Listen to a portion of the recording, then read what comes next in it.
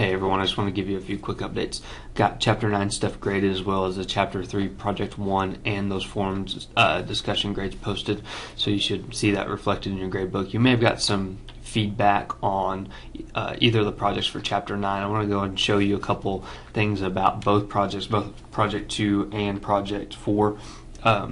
Project 4, there's some really tricky stuff that is not actually covered in the book, but if you do it right, it actually makes the workbook a lot more effective, so I'm going to show you that. And then also the commonly missed thing on Project 2 really just deals with the international travel sheet, so I'm going to show you how to do that one. That's step 5 of Project 2. Most everybody did good on the top vacation destinations and the national parks one, but on the international travel, there's a couple little tricky things. So first of all, it says in step 5 to make sure and select A3 through D15. You should not have selected the totals row. When you do that, it actually makes the y-axis much bigger to cover this range of totals as well. It skews the lines and it treats totals like it's a month when it's not. So we should select A3 to D15, and we're going to use the quick analysis button. We're going to go to charts, and we're going to do a line chart. Always make sure and update your chart title.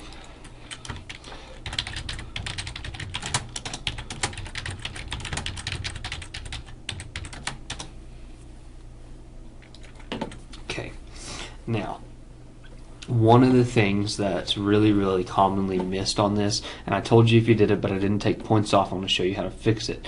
If you select A3 to D15 and then go to the Insert tab and do the line chart from there, Excel does something a little funny. This is the one I inserted like that using the Insert tab. You'll see here we have this month showing up as one of the months instead of a column heading. Easiest way to avoid that is to use the Quick Analysis button. Now, why Excel does it, I don't know. I know how to fix it. It's a lot easier though to just use the Quick Analysis button instead of doing the Insert tab, okay? And then it won't do that month like that. Get rid of that one. Now, also on step 5, it says to select A3 to D15, create a line chart in a chart sheet, and it gives you a name to use, okay? So a lot of people got the chart in there, a lot of people got it with the month, but they didn't get the chart sheet. In fact, I think only a few people actually got that completely correct. So to move it to the chart sheet, click on the chart, on the design tab of the chart tools, and click on move chart. You'll get the move chart dialog box, and instead of object in, we're going to do a new sheet, and we're going to give it the name that it says, International Travel Chart. Click OK. What that'll do is actually make a whole new sheet with that chart taking up the entire sheet, and that's the way it should have been. Then from there you can add the elements that you see fit, just like you did on the other ones, and also adjust the page layouts for it. That's the biggest thing that people missed on that. You gotta make sure and move it to its own chart sheet, and then also the month thing. So you go back and review if you missed those and make sure and fix them so you understand how to do that. Now, the next one on model homes. This one's really an interesting project, and it's kind of odd that the book doesn't cover it exactly right, but I want to show you kind of what things aren't covered, how you should have done it, and then show you the benefit of doing that way. You got credit if you did it. Everybody got the table, which is the biggest part of the project, but there's a couple of little things I want to show you. So we got it open. We're going to format A5 to E20, so A5 to E20 as a table. So click on the Quick Analysis button, Tables as a table. I think it says to change it to a style of your choosing, so you can change it whichever one you like. To sort in ascending order by the description column, I think everybody did pretty good on that. You just click on the drop down, and ascending is A to Z, so it'll sort it. And then it says to add totals below each model home that sum the total cost of the upgrades. So below each of these, it wants a total for the upgrades. Now, here's the part that if you do it a certain way, it gets really helpful. If you will use the auto sum button, and I apologize, I'm using Office 2016. It's no different as far as location, but it may look a little bit different than yours. If you use the auto sum button and then use the fill handle to drag over, And when you click on these, you'll see it actually did a subtotal, and then it's talking about the Cedar View Model Homes table. Showing subtotal right there is really, really important. I'm going to show you why here in just a minute. And then in A23, it wants to do total model home price with upgrades. Okay. And then create formulas in B23 to E23 that show the total price of each home with the base price and total upgrades. So here, we should have done a sum of the base price plus the upgrades. Okay. Hit enter. And again, we'll use the fill handle to drag that over through E.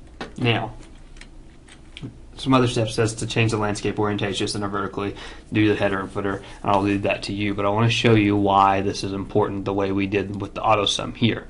Now, when we go and actually filter out some of the upgrades we want, this upgrade total will update, which makes our total price with upgrades update as well. So now we've got the base price plus this filtered amount of 10,000, and it equals 212. When we add all these back, it'll go back to that 44,610. Now, I'm going to delete these out. Actually, I'm just going to undo. A lot of people do, and quite frankly, I probably would if I didn't know the auto sum made those changing totals, do a sum formula of these. Okay. And then drag that over. And when you filter, that actually doesn't update the same as if you used the auto sum button. So it's a little trick in there that's not really discussed in the book, but if you use that auto sum button, these upgrade costs will change, and then your total price down here will change when you reference to that cell as well. So that's the thing I wanted to show you on that. Going forward, Chapter 4 and Chapter 5 are both due on the 24th, next Monday at 5. Chapter 5 was listed as Chapter 5 Project 1, and we're still doing basically the same thing, but Office has changed the way their support is a little bit different since the book. So what I did was I just called it Chapter 5 Project. And what it is when you go to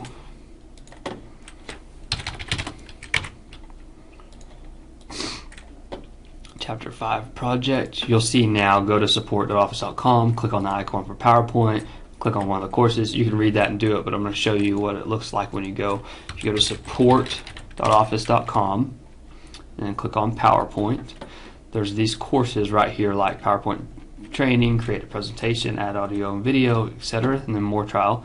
Click on one of these, and then within that there's going to be a number of videos, usually about 3 or 4, and they're pretty short. Watch those videos and then complete the assignment.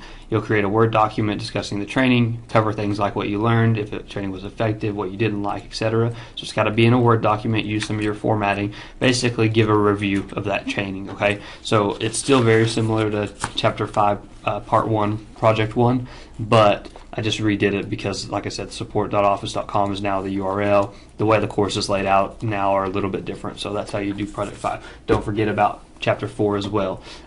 Also, some of you may want to kind of know where your grades are at.